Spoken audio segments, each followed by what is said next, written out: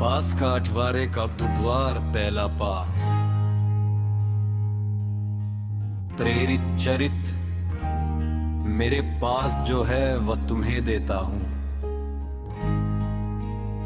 पेत्रुस और योहन तीसरे पहल प्रार्थना के लिए मंदिर जा रहे थे।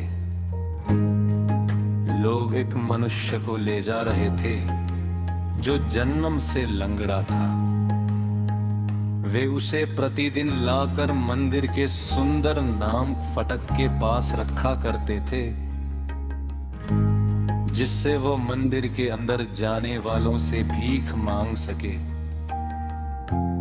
जब उसने पेत्रुस और योहन को मंदिर में प्रवेश करते देखा तो उनसे भीख मांगी। पेत्रुस और योहन ने उसे ध्यान से देखा। पेत्रुस ने कहा, हमारी ओर देखो, और वह कुछ पाने की आशा से उनकी ओर देखने लगा। किंतु पेत्रुस ने कहा, मेरे पास ना तो चांदी है और न सोना, बल्कि मेरे पास जो है वह तुम्हें देता हूँ। यीशु मसीह नाज़री के नाम पर चलो। और उसने उसका दाहिना हाथ पकड़कर उसे उठाया। उसी क्षण लंगड़े के पैरों और टखनों में बाल आ गया। वह उछलकर खड़ा हो गया और चलने फिरने लगा।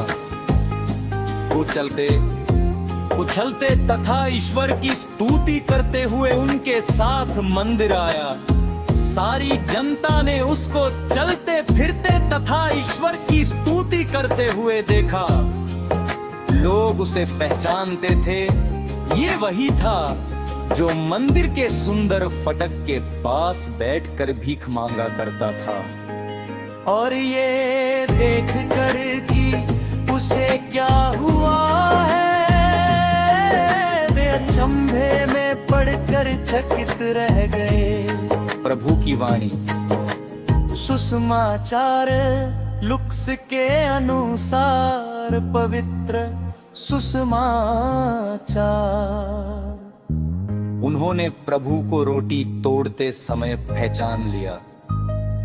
उसी दिन दो शिष्य इन सब घटनाओं पर बातें करते हुए एम्माउस नामक गांव जा रहे थे। वो यरूशलेम से कोई 4 कोस दूर है। वे आपस में बातचीत और विचार विमर्श कर ही रहे थे कि यीशु स्वयं आकर उनके साथ हो लिए। परंतु शिष्यों की आंखें उन्हें पहचानने में असमर्थ रहीं।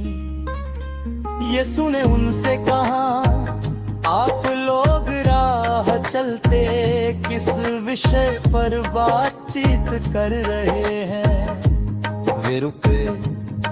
उनके मुख मलिन थे। उनमें से क्लेओफस ने उत्तर दिया, यरूशलेम में रहने वालों में से आप ही एक ऐसे है जो ये नहीं जानते कि इन दिनों वहां क्या क्या हुआ है। यीशु ने उनसे कहा, क्या हुआ है? उन्होंने उत्तर दिया, बात यीशु नाज़री की है। वह ईश्वर और समस्त जनता की दृष्टि में कर्म और वचन के शक्तिशाली नबी थे। हमारे महायाजकों और शासकों ने उन्हें प्राणदंड दिलाया और क्रूस पर चढ़वाया। हम तो आशा करते थे कि वही इस्राएल का उद्धार करने वाले थे। ये आज से 3 दिन पहले की बात है। ये सच है कि हम में से कुछ स्त्रियों ने हमें बड़े अचंभे में डाल दिया है।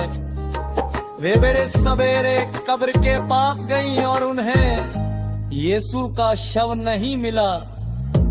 उन्होंने लौटकर कहा कि उन्हें स्वर्गदूत दिखाई दिए जिन्होंने ये बताया कि यीशु जीवित है। इस पर हमारे कुछ साथी कब्र के पास गए और उन्होंने सब कुछ वैसा ही पाया जैसा स्त्रियों ने कहा था, परंतु उन्होंने यीशु को नहीं देखा।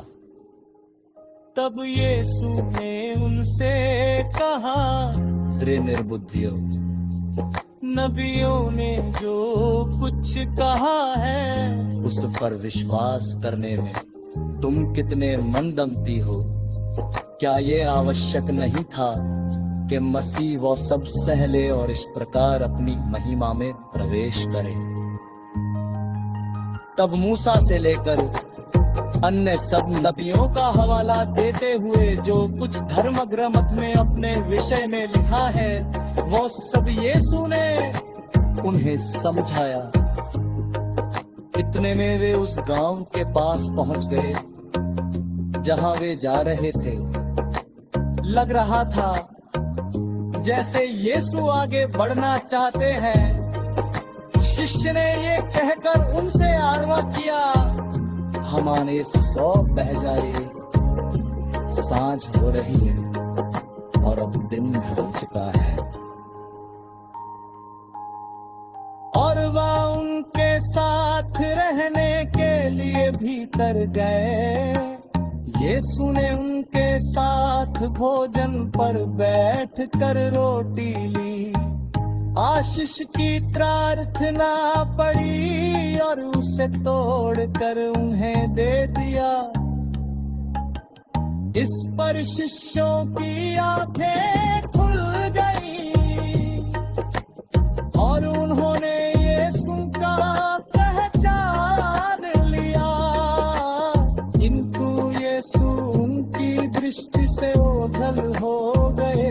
तब शिष्यों ने एक दूसरे से कहा, हमारा हृदय कितना उद्दीप्त हो रहा था जब वह रास्ते में हमसे बातें कर रहे थे और हमारे लिए धर्म ग्रंथ की व्याख्या कर रहे थे। वे उसी घड़ी उठकर यरूशलेम लौट गए। वहां उन्होंने प्यार हो और उनके साथियों को एकता पाया जो यकते रहे थे।